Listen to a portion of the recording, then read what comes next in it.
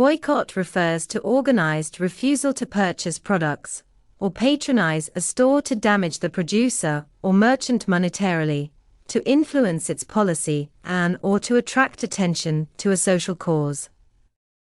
Labor unions and their sympathizers have boycotted lettuce and grapes not picked by union farm workers, and civil rights activists have boycotted stores and restaurants that had white-only hiring policies. The term is named for Captain Charles C. Boycott, a notorious land agent whose neighbors ostracized him during Ireland's Land League rent wars in the 1880s. Boycotts are not illegal in themselves, unless there are threats of violence involved.